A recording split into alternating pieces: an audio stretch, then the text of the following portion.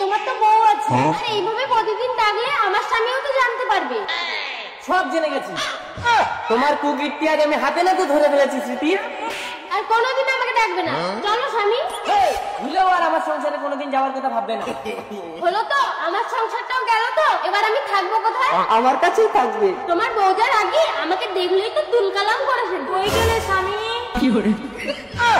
তোমার বউ আসছে। আরে খাটের উপর উঁচু করে, আরে নিচে না, এখানে মূর্তির মতো দাঁড়িয়ে যাও আর আমি উল্টা শোন।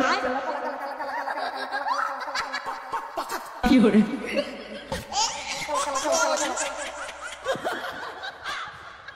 আরে কি হলো, তুমি ঠ্যাঙের তল দিয়ে দেখছো কেন? আর তুই কে? আমি স্মৃতি। তুই আমার স্বামীর ঘরে কি করছিস? দীপা, ও আমার স্মৃতি। কি করে? স্মৃতি? আমার আগের জন্মের সমস্ত স্মৃতি আমি দেখতে পাচ্ছি দীপা। ঠ্যাঙের তুলা দিয়ে তোমার আগের জন্মের সবকিছু দেখতে পাচ্ছ নাকি? কই দেখি।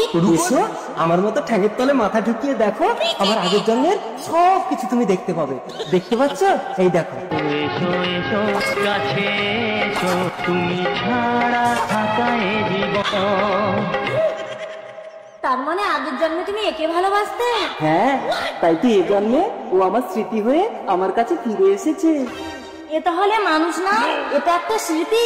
হ্যাঁ, এই দেখতে পাচ্ছ না, হাত লড়লড় করছে, ঘাড় নুড় করছে, ও কিচ্ছু করতে পারে না। ও শুধু স্মৃতি হয়ে সবসময় আমার পাশে থাকবে। আর শোবার সময়? সবার সময় চুপচাপ আমার পাশে শুয়ে থাকবে, কিচ্ছু করবে না। না না, হবে না, ওকে আলাদা সাথে বলবে।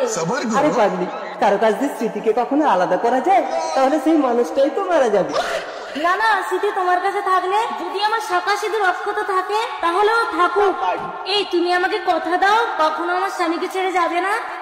যাবার কোনো রাস্তা নেই গো দিদি। তুমি সব সময় আমার স্বামীর কাছে থাকবে। আমি তোমাদের জন্য রান্না করে আনছি।